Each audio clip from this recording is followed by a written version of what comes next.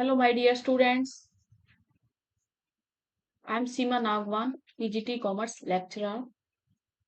This is video for EMR students. Let's start the video. Question क्या कह रहा है? निम्नलिखित में से कौन सा कथन लागत अवधारणा का सही वर्णन करता है? लागत अवधारणा मतलब कॉस्ट कॉन्सेप्ट। अगर आपको कॉस्ट कॉन्सेप्ट पता है तो आप इसका आंसर दे दोगे आसानी से। कॉस्ट कॉन्सेप्ट क्या होता है? या तो आपकी कॉस्ट, अगर कोई एसेट्स की बात की जाए, या तो आप उसकी कॉस्ट प्राइस पे वैल्यू दिखाओगे। कॉस्ट प्राइस मतलब जो आपका हिस्टोरिकल प्राइस है। हिस्टोरिकल प्राइस मतलब जिस प्राइस पे आप पहली बार कोई एसेट्स खरीद के लाए थे, और जब एसेट्स खरीद के लाए थे तो एसेट्स की कॉस्ट प्लस अगर कोई इंस्टॉलेशन चार्ज दिया है, ठीक है, वो प्लस वेजेस, ये सब मिला के आपकी हिस्टोरिकल कॉस्ट आ जाती है। ठीक है। और दूसरी होती है आपकी मार्केट कॉस्ट। मार्केट कॉस्ट क्या कहती है? मार्केट प्राइस जो आजकल आपका चल रहा है। ठीक है, मार्केट प्राइस चेंज होता रहता है अकॉर्डिंग टू टाइम। तो आप प्रोडक्ट को किस पे लोगे?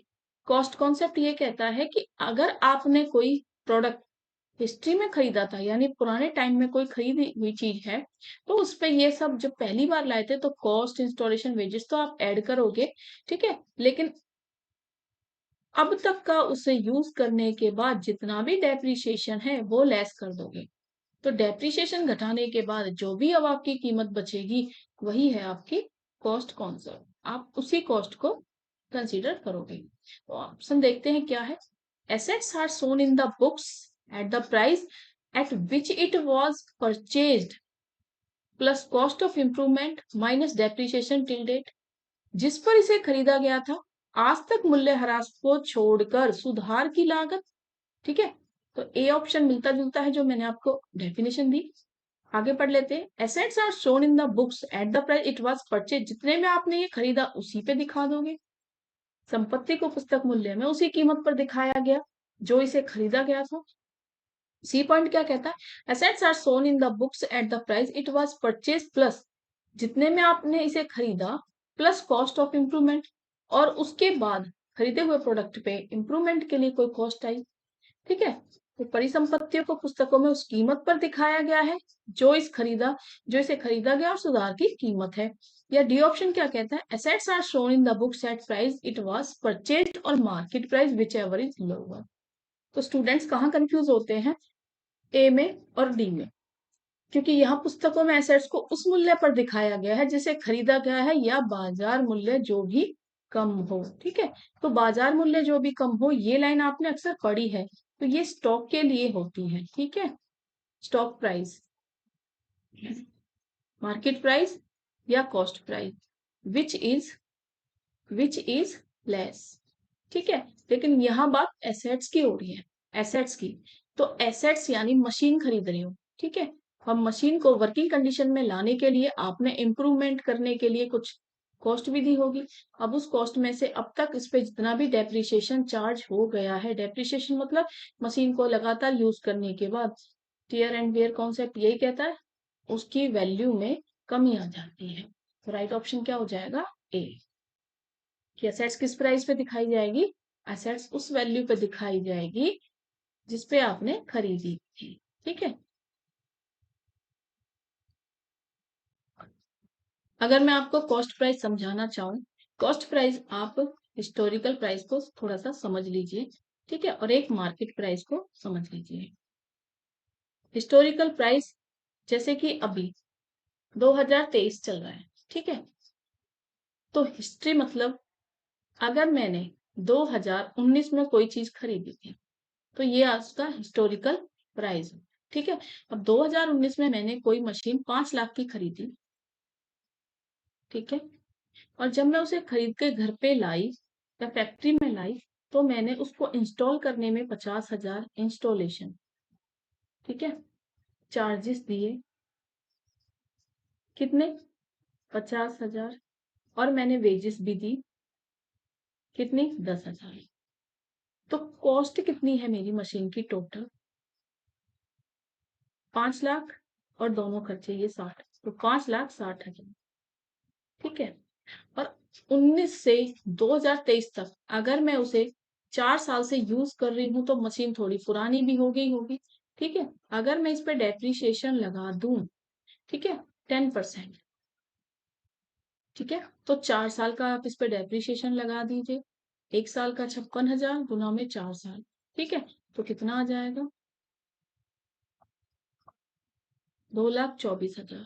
तो 2,24,000 अगर मैं इसमें से घटा दूं, ठीक है,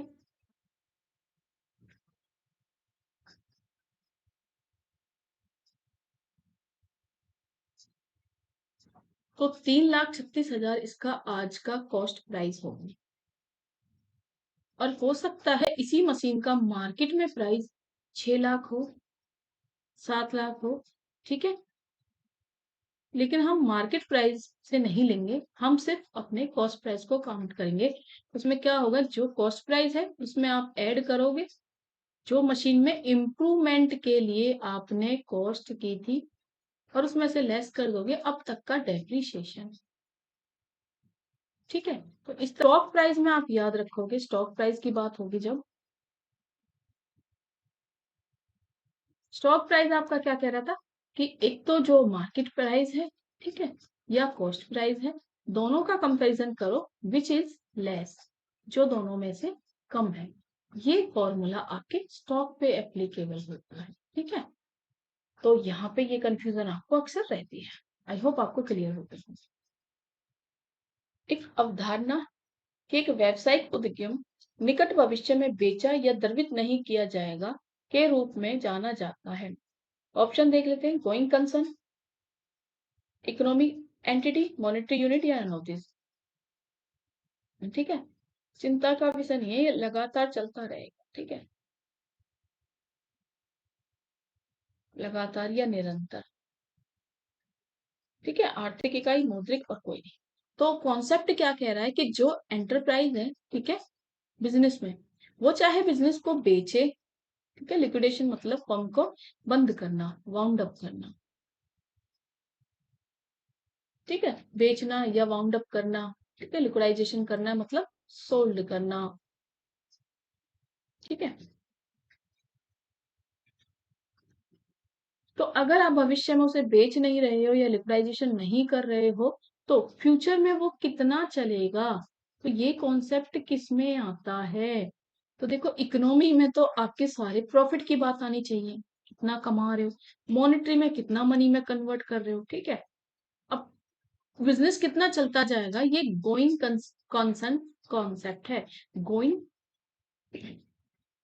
कंसर्न कॉन्सेप्ट ये क्या कहता है कि बिजनेस की लाइफ हम कितनी मानते हैं, इनडेफिनिट, ठीक है, इनडेफिनिट, अनिश्चित,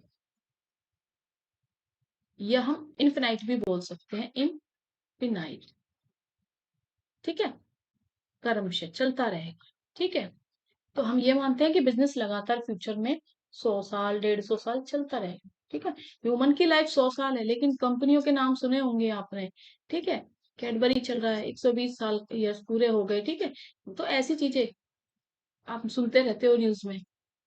तो कंपनी भविष्य में चलती रहेगी, तो गोइंग कंसर्न कौन।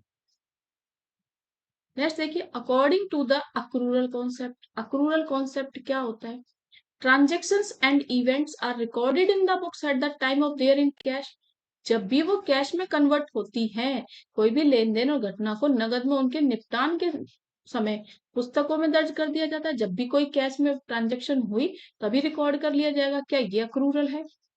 Transactions and events are recorded in the books at the time when it entered, ठीक है, या जब भी लेन देन घटना पुस्तकों में हुए तभी उन्हें दर्ज कर दिया जाएगा। या ट्रांजेक्शन इवेंट्स में be recorded either eight the time of settlement और व्हेन दे आर एंटर्ड, या तो लेन देन और घटनाओं को या तो निपटान के समय या दर्ज किए जाने पर दर्ज किया जा सकता है। ठीक है, तो या उपरोक्त में से कोई नहीं। Transactions and events are recorded in the books at the time when it is entered. Transactions और event, कोई भी घटना, कोई भी ट्रांजेक्शन तब रिकॉर्ड की जाएगी जिस टाइम पर वो बुक्स में एंटर की है। ठीक है, जब उन्हें हमने रिकॉर्ड किया है। अक्रूरल कब माना जाएगा? जब भी कोई ट्रांजेक्शन एंटर्ड करेगी। ठीक है, यहाँ पे आप कैश का लेना देना नहीं देख रहे हो, क्योंकि वो तो फिर कैश बेसिस हो जाएगा। ठीक है, यहाँ अक्रूरल है जब आपने कमा ली है, चाहे कैश रिसीव हुआ हो या नहीं, तो उसे अक्रूरल कॉन्सेप्ट कहते हैं। दो तरह की होती है, इनकम रिसीव्ड इन एडवांस, ठीक है, कि आपने काम नहीं किया है लेकिन इनकम एडवांस में रिसीव्ड कर लिया, और एक इनकम ड्यू हो गई है। ठीक है, आपने कमा ली है बट नॉट रिसीव्ड, अभी तक रिसीव्ड नहीं हुई है, नॉट रिसीव्ड येट। तो ऐसी ट्रांजेक्शन्स अक्रूरल बेसिस कॉन्सेप्ट में होती है। ठीक है, और अक्रूरल कॉन्सेप्ट क्या कहता है कि जब भी ये इवेंट्स होंगे, एंटर्ड करेंगे, उसी टाइम आप इनको रिकॉर्ड कर लो। नेक्स्ट देखिए, according to the convention of consistency. Consistency होती है लगातार, निरंतरता, निरंतरता की परंपरा के अनुसार। अगर आपने कन्वेंशन ऑफ कंसिस्टेंसी का कॉन्सेप्ट पढ़ा है तो accounting policies and practices once adopted should be consistently followed. एक बार अपनाई गई लेखांकन नीतियों और प्रथाओं का लगातार पालन किया जाना चाहिए। ठीक है, जो भी आपने एक बार जो मेथड यूज कर लिया है, आप नेक्स्ट ईयर भी उसी को फॉलो करोगे। ठीक है, इससे क्या होगा, कंपैरिजन करना आसान हो जाएगा आपको। ठीक है, दूसरा कहता है according policies and practices adopted में बी चेंज एज पर मैनेजमेंट डिसीजन, कि अपनाई गई लेखांकन नीतियों और प्रथाओं को प्रबंधक यानी जो मैनेजर है उसके डिसीजन के अनुसार बदला जा सकता है। सी कहता है according policies and practices once adopted can not be change under any circumstances. एक बार अपनाई गई लेखांकन नीतियां और प्रथाओं को किसी भी परिस्थिति में नहीं बदलना चाहिए, और या फिर नन ऑफ दीज, इनमें से कोई नहीं। ठीक है, तो सबसे पहले तो आप कन्वेंशनल मेथड को समझ लें। जैसे कि डेप्रिसिएशन आप बिजनेस में लगे, ठीक है, और डेप्रिसिएशन लगाने के दो मेथड होते हैं, SLM method, straight line method, और WD method, return down value method, return down value method. ठीक है, तो अगर आपने 2022 में एसएलएम मेथड यूज किया है डेप्रिसिएशन लगाने का, तो 2023 में भी यही मेथड लगाइए ताकि आपकी कंपैरिजन आसानी से हो सके। तो राइट आंसर आपका क्या हो जाएगा, A. According policies and practices once adopted should be consistently follow. एक बार जो मेथड लगा लिया है आप उसी को लगातार फॉलो करते जाइए। तो राइट आंसर आपका ए हो जाएगा, ए, कि एक बार जो अपना ली है उसे फॉलो करें। ऐसा नहीं है कि जब मैनेजर का मन करे तब बदल दोगे, नहीं, प्रथाएं और लेखांकन रिजिड भी नहीं है, तो आपने जो मेथड यूज किया आप उसी ही को अपनाओ। ठीक है, नेक्स्ट देखिए, according to going concept a business is viewed as having going अवधारणा के अनुसार एक व्यवसाय को इस रूप में देखा जाता है, लिमिटेड टाइम है उसका, यानी एक सीमित जीवन है, सीमित यानी जैसे कि 10 साल या 20 साल, ठीक है, या वेरी लॉन्ग टाइम है, बहुत ज्यादा, जैसे कि 20 से 50 साल, इस तरह से लंबा टाइम है। एंड इनडेफिनेट टाइम, एक अनिश्चित जीवन, यानी कुछ फिक्स नहीं है। ठीक है, फिक्स, नॉट फिक्स, कुछ भी फिक्स नहीं है, नन ऑफ दीज, इनमें से कोई नहीं। अभी थोड़ी देर पहले मैंने बताया कि गोइंग कंसेप्ट क्या कहता है कि बिजनेस लगातार चलता रहेगा। ठीक है, कब तक चलता रहेगा, इनडेफिनेट टाइम तक। ठीक है, कोई लिमिट नहीं, अनिश्चित, कुछ कह नहीं सकते। ठीक है, तो सी राइट आंसर हो जाएगा। गोइंग कंसर्न कॉन्सेप्ट ये कहता है कि नियर फ्यूचर में हम बिजनेस को अभी बंद नहीं करना चाहते, ये इनडेफिनेट टाइम तक चलता रहेगा, इनडेफिनेट टाइम। नेक्स्ट देखिए, according to which of the following accounting concept proprietor of a business is treated as creditor to the extent of his capital. निम्नलिखित लेखांकन अवधारणाओं में से किसके अनुसार यहाँ तक कि एक व्यवसाय के मालिक को उसकी पूंजी की सीमा तक लेनदार के रूप में माना जाता है।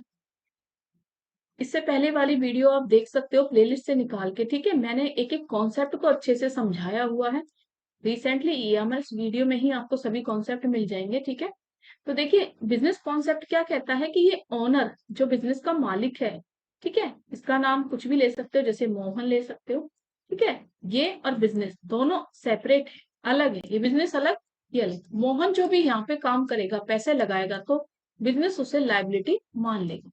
ठीक है, तो कॉन्सेप्ट पढ़ लेते हैं कौन कौन से। Money measurement concept, dual expect concept, cost concept या बिजनेस एंटिटी कॉन्सेप्ट, धनमापन अवधारणा, दोहरे पहलू की अवधारणा, लागत अवधारणा या व्यवसायिक इकाई अवधारणा। तो देखो, अभी भी मैंने बताया बिजनेस एंटिटी कॉन्सेप्ट। व्यवसायिक इकाई अवधारणा ये कहती है कि अलग अलग इकाई, मतलब ओनर अलग और जो बिजनेस है वो अलग। ठीक है, बिजनेस एंटिटी कॉन्सेप्ट भी बोलते हैं, इसे एंटिटी सेपरेट कॉन्सेप्ट भी बोलते हैं। ठीक है, मनी मेजरमेंट कॉन्सेप्ट तो वो होता है कि आपने जो भी काम किया, ट्रांजेक्शन किया, उसमें मनी में कन्वर्ट कर लेते हैं, मनी में मेजर करके देखते हैं। ड्यूअल एक्सपेक्ट ये होता है कि डेबिट और क्रेडिट दोनों बराबर है। ठीक है, और कॉस्ट कॉन्सेप्ट मैंने बता दिया कि हिस्टोरिकल कॉस्ट में इंप्रूवमेंट कॉस्ट और लेस करके डेप्रिसिएशन कॉस्ट को तब लेते हैं। ठीक है, आई होप आपको क्लियर हो गया होगा। राइट आंसर क्या है? डी। डी के साथ जाओ। नेक्स्ट देखिए, according to which of the following concept in determining the net income from business, all costs which are applicable to the revenue of the period should be charged against revenue। निम्नलिखित में से किस अवधारणा के अनुसार व्यवसाय से शुद्ध आय को कम करने में अवधि के राजस्व पर लागू होने वाली सभी लागतों को राजस्व के खिलाफ लगाया जाना चाहिए? क्वेश्चन क्या कहना चाह रहा है कि जो कैपिटल इनकम है, ठीक है, उसमें से आप कैपिटल एक्सपेंडिचर को घटाइए, और जो आपकी रेवेन्यू इनकम है उसमें से आप अपने रेवेन्यू खर्चों को घटा दो। ठीक है, अब कैपिटल इनकम आपको पता होनी चाहिए, जो ऐसी इनकम है जो कई सालों में एक बार मिलती है। ठीक है, यानी मोर देन 1 ईयर में, और जो विद इन 1 ईयर पीरियड आप कमाते हो, विद इन 1 ईयर, तो ऐसी रेवेन्यू है। उसको अगर आप बेचते रहते हो, ठीक है, तो वो रेवेन्यू इनकम है, और हर साल होने वाले खर्चों को उसमें से घटा दो। ठीक है, और कैपिटल एक्सपेंडिचर में कभी एसेट्स खरीद ली, ठीक है, रेवेन्यू भी एसेट्स बेच दी, तो जब एसेट्स को बेच रहे हो उसमें से एसेट्स को खरीद रहे हो, तो ये लेन देन रेवेन्यू का अलग होना चाहिए, कैपिटल का अलग होना चाहिए। तो ये कौन सा कॉन्सेप्ट कहता है? Matching concept, money concept, cost dual aspect, मिलान अवधारणा, धन अवधारणा, लागत या दोहरा पहलू।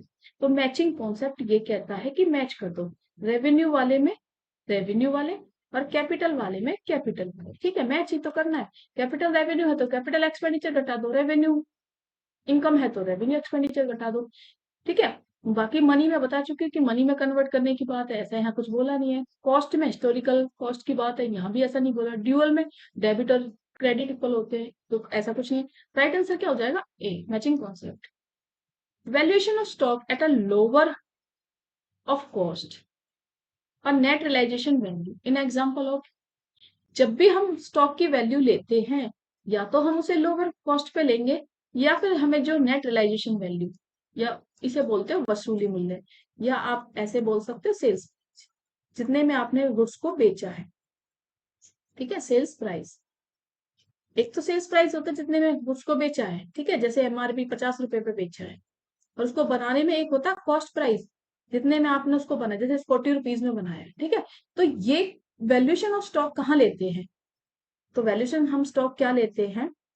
जो भी वैल्यू कम है, विच एवर इज लोअर। ठीक है, यानी 40 रुपए लेंगे अगर हम स्टॉक की वैल्यू निकालना चाहें। ठीक है, लेकिन ये कॉन्सेप्ट किस में आता है? Consistency consistency convention, conservatism convention, realization concept या मैचिंग कॉन्सेप्ट। तो आप दो में कंफ्यूज होते हो। ठीक है, हिंदी में देख लेते हैं। लागत से कम पर स्टॉक का मूल्यांकन, ये शुद्ध वसूली मूल्य किसके उदाहरण के लिए है? संगतता सम्मेलन, संरक्षण सम्मेलन, प्राप्ति की अवधारणा है, मिलान। कंसिस्टेंसी में तो ये था कि दो मेथड थे आपके, एसएलएम मेथड और, ठीक है, डेप्रिसिएशन लगाने के मेथड और डब्ल्यूडीवी मेथड। इन दोनों में से जो आपने यूज कर लिया उसी को आगे यूज करोगे, तो ये तो ऐसी बात नहीं है। ठीक है, ये तो हो ही नहीं सकता। रियलाइजेशन कॉन्सेप्ट, जिसपे आप रियलाइज, जिसमें आप बेच ही रहे हो, तो यहाँ कंपैरिजन ही नहीं है। लेकिन यहाँ तो कॉस्ट की रियलाइजेशन की दोनों के कंपैरिजन कर रहे हो ना, तो ये नहीं हो सकता। मैचिंग कॉन्सेप्ट अभी बताया, कैपिटल एक्सपेंडिचर और रेवेन्यू एक्सपेंडिचर या इनकम की बात होती, ये भी नहीं हो सकता। तो कंजर्वेटिज्म कॉन्सेप्ट है, ये मोस्ट इंपोर्टेंट क्वेश्चन है। तो राइट आंसर आपका क्या हो जाएगा? बी। संरक्षण फॉर्मूला है। ये क्या कहता है? एक तो इसमें आप ये बात याद रखोगे कि जब भी वैल्यूएशन ऑफ स्टॉक करोगे, इससे पहले वाला क्वेश्चन वैल्यूएशन ऑफ एसेट्स था, ठीक है, ये स्टॉक है, स्टॉक को याद रखोगे। वैल्यूएशन स्टॉक कहाँ लेते हो? एक तो आपकी कॉस्ट प्राइस है, ठीक है, या आपका रियलाइजेशन वैल्यू, कितने में आपने सामान को बेचा है, दोनों में से जो भी कम है उस पे आप लेते हो कॉस्ट की वैल्यूएशन, ठीक है। दूसरा पॉइंट इसमें ये भी है कि जितने भी फ्यूचर के प्रॉफिट हैं, अगर फ्यूचर में प्रॉफिट होने वाले हैं तो उन्हें आप कंसीडर नहीं करोगे, अभी से उन्हें प्रॉफिट मान के नहीं चलोगे। बट हाँ, अगर फ्यूचर में लॉसेस होने की संभावना है, उनको अभी से ही कंसीडर करके चलोगे, ठीक है। तो दोनों कॉन्सेप्ट किस में आते हैं? ये कंजर्वेटिज्म, कॉन्वेंशन, ठीक है। और ये हर कॉम्पिटेटिव एग्जाम में आता है, मैंने इतने कॉम्पिटेटिव एग्जाम क्लियर किए हैं, ठीक है, इसलिए मुझे पता है। प्रीवियस ईयर के क्वेश्चन पेपर देख सकते हो, उसमें भी है conservatism convention. During the life time of an entity, accounting produce financial statement in accordance with which of the following accounting concept. एक इकाई के जीवन काल के दौरान लेखांकन निम्नलिखित में से किस लेखांकन अवधारणा के अनुसार वित्तीय विवरण तैयार करता है? मिलान, रूढ़िवादी, लेखाविद, कीमत, ठीक है। ड्यूरिंग द लाइफ टाइम एक कीवर्ड है, लाइफ टाइम मतलब बिजनेस कब तक चलेगा, ठीक है। लाइफ टाइम हो रहा है ना एंटिटी, तो जो बिजनेसमैन है वो तो अपना फाइनेंशियल देखना चाहेगा ना, बिजनेस तो इंडेफिनिट टाइम तक चलेगी, लेकिन बिजनेसमैन थोड़ी ना बैठा रहेगा तब तक, वो तो हर साल जानना चाहेगा ना, एवरी ईयर, कि मैंने एक साल में कितना कमाया, कितना प्रॉफिट कमाया। और गवर्नमेंट भी जानना चाहेगी कि कितने पे प्रॉफिट पे टैक्स लगा दें, ठीक है। तो किस में जानोगी? मैचिंग कॉन्सेप्ट की तो यहाँ बात ही नहीं है ना, कंजर्वेटिव ना। अकाउंटिंग पीरियड जो कि स्टार्ट होता है 1 अप्रैल से 31 मार्च, ठीक है। तो आंसर क्या हो जाएगा? Accounting period. कॉस्ट की तो कोई बात ही नहीं करी ना, ना तो कोई प्रोडक्ट बनाया जा रहा है, ना वैल्यूएशन स्टॉक है। कंजर्वेटिज्म में बस दो ही चीजें याद रखोगे, क्या? स्टॉक की वैल्यू, ठीक है, और दूसरा क्या बताया था मैंने? एंटिसिपेट प्रॉफिट को consider, not consider in profit but all losses consider, ठीक है। राइट आंसर क्या हो जाएगा यहाँ पे? सी, लेखावधि। लेखावधि हमेशा याद रखना 1 अप्रैल से स्टार्ट होती है, ठीक है। जनवरी से कैलेंडर ईयर स्टार्ट होता है दिसंबर तक, जो कैलेंडर ईयर माना जाता है, लेकिन अकाउंटिंग में ये अकाउंटिंग पीरियड ही चलता है। X follows the return value down, ठीक है, रिटर्न डाउन वैल्यू मेथड। ये क्या होता है? ये डेप्रिसिएशन लगाने का एक तरीका होता है, ठीक है, machinery year after year duty. Return down value method क्या कहता है कि हर साल आप 10% से ही इंटरेस्ट लगा रहे हो, ठीक है। सपोज कीजिए 1 लाख की जो मशीन थी, वो 10% से इस बार आप लगाओगे इंटरेस्ट, 10,000 चार्ज आएगा डेप्रिसिएशन का, ठीक है, पहले साल का। दूसरे साल लगाओगे तो अब 1 लाख में से पहले साल का जो डेप्रिसिएशन है वो हट गया, यानी 90,000 है। तो अब 90,000 जो रिटर्न डाउन वैल्यू मेथड, मतलब ये घटता जो प्राइस है ना, इस पे अब 10% आप लगाओगे, ठीक है, तो अब 9,000 आ जाएगा।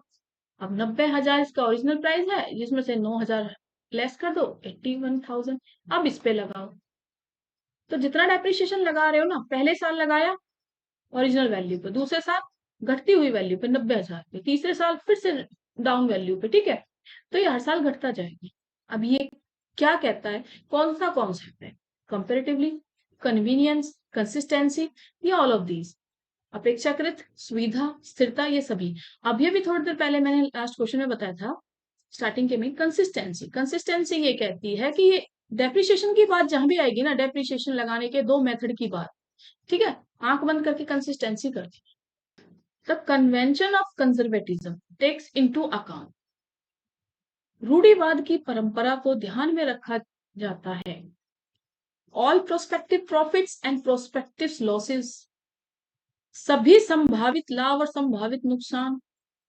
All prospective profit and leave out prospective losses, सभी संभावित लाभ कमाते हैं और संभावित नुकसान को छोड़ देते हैं। या all prospective losses but leaves out prospective profit, सभी संभावित नुकसान लेकिन संभावित मुनाफे को छोड़ देते हैं। तो थोड़ी देर पहले मैं बता रही हूँ आपको कन्वेंशन ऑफ कंजर्वेटिज्म, ये फेवरेट है, कॉम्पिटेटिव एग्जाम्स में आता ही आता है। ठीक है, सीसी करके याद रखना, कन्वेंशन कंजर्वेटिज्म। ठीक है, इसमें क्या होता है कि आप लॉसेस को तो ले लेते हो, जो भी फ्यूचर में आपके लॉस होंगे, ठीक है, उनको तो आप लोगे, लेकिन फ्यूचर में अगर प्रॉफिट है, ठीक है, उनको आप अभी से अपनी इनकम नहीं मानोगे। ठीक है, हाँ, लेकिन अगर फ्यूचर में लॉसेस होने वाले हैं तो अभी से उनके लॉसेस को कवर करने के लिए उनको अभी से लॉसेस मान के उनको उनसे बचने के तरीके ढूंढते रहोगे। ठीक है, समझिए कन्वेंशनल ऑफ कंजर्वेटिज्म होता क्या है। 2023 है और 2024 में आपको कोई प्रॉफिट होने वाला है, प्रॉफिट होने की पॉसिबिलिटी है, हुआ नहीं है। ठीक है, सपोज कीजिए 50 लाख का बिजनेस में आपको प्रॉफिट होने में, और आपने 2023 में ही कहीं से पैसा बोरो यानी उधार ले लिया, ठीक है, और 50 लाख रुपए उड़ा दिए। ठीक है, सामान लिया है, स्टॉक लिया है या यूज कर लिए, क्योंकि आपने सोचा था कि 2024 में मुझे प्रॉफिट मिल जाए, मिलने वाला था बट मिला नहीं था, प्रोबेबिलिटी थी, संभावना थी, प्रॉफिट हुआ नहीं था, और 2024 में आपको प्रॉफिट नहीं हुआ। तो अब जो आपने फ्यूचर के प्रॉफिट को इनकम मान के 50 लाख रुपए के खर्चा कर दिया है, जो नुकसान कर दिया है या उधार पैसा ले, उसके पे कहां से करोगे। ठीक है, तो डबल नुकसान हो गया, क्योंकि ये संभावना थी, पॉसिबिलिटी थी, इसीलिए फ्यूचर के प्रॉफिट को कंसीडर नहीं किया जाता। ठीक है, और अगर फ्यूचर के लॉसेस हैं तो हाँ, उनके लिए पहले से ही तैयारी करके रखो कि अगर मुझे फ्यूचर में 10 लाख का लॉस हो गया तो मैं अभी से प्रॉफिट का कुछ पार्ट यानी प्रॉफिट रिजर्व करके रख दूंगा। ठीक है, उसे उठाऊंगा नहीं, यानी सेविंग्स रख दूंगा, आने वाले फ्यूचर के लॉस को मैं कवर अप कर लूँ। तो यही होता है आपका कन्वेंशन ऑफ कंजर्वेटिव, रूढ़िवादी की परंपरा। ठीक है, रूढ़िवादी की परंपरा से भी याद रख सकते हो कि पुराने जमाने से ये चली आ रही है और अभी तक रीति बनी हुई है, रिवाज बनी हुई है कि ऐसे ही बिजनेस किए जाते हैं। सो गाइस, आज की वीडियो में इतना ही। ठीक है, अगर आपको मेरा पढ़ाया हुआ पसंद आ रहा है तो मेरी वीडियो को लाइक करें, सब्सक्राइब करें और शेयर करें। अगर ऑनलाइन बैचेस ज्वाइन करना चाहते हैं तो नंबर गिवन है, आप कॉल कर सकते हैं। ठीक है, ऑनलाइन बैचेस EMRS के लिए क्रैश कोर्स है, 25 अगस्त से स्टार्ट